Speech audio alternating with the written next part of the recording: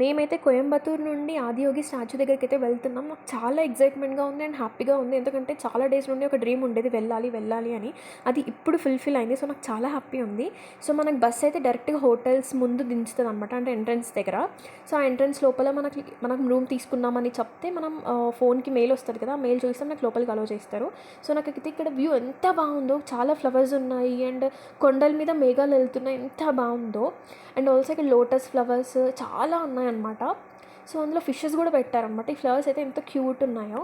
So, ఇదైతే lotus flowers అనమాట. దీంట్లోనే ఫిషెస్ అవి కూడా ఉన్నాయి. కలర్స్ ఫిషెస్ ఉన్నాయి. సో, మనకు అక్కడ లగేజ్ అంతా చెక్ చేయించుకున్న తర్వాత మనకు బ్యాండ్ అనేది ఇస్తారు మనం హోటల్ బుక్ చేసుకుంటే.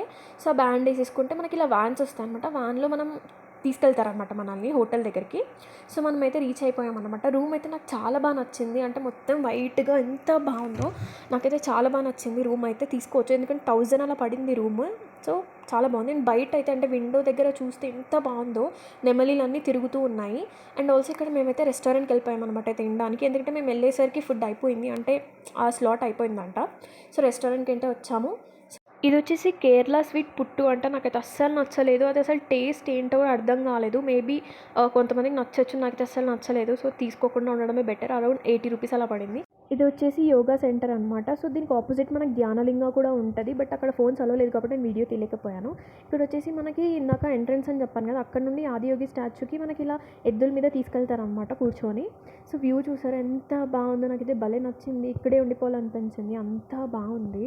చుట్టూ కొండలున్నాయి. మొత్తం మేఘాలు కొండల మీద వెళ్తూ ఉన్నాయి. అంతా అంటే మొత్తం ఎలా కనిపిస్తుందంటే బ్లూయిష్ లాగా కనిపిస్తుంది. అండ్ నాకైతే ఆదియోగి స్టాచ్యూని చూడగానే గూస్ బంప్స్ వచ్చాయనమాట. అంటే అంత పెద్దగా ఉంది. అండ్ అసలు ఆ స్మైలింగ్ ఎంత బాగుంది కదా చూడ్డానికి. నేనైతే పక్కన ఏం జరుగుతుందో కూడా పట్టించుకోకుండా అలానే చూస్తూ ఉండిపోయాననమాట శివుడిని. అంత బాగా నచ్చింది. అండ్ నైట్ వచ్చేసి ఫ్రీ డిన్నర్ ఉంటుంది హోటల్స్ తీసుకున్న వాళ్ళకి. సో, ఇలా అయితే ఫుడ్ పెట్టారు. చాలా బాగుంది ఫుడ్.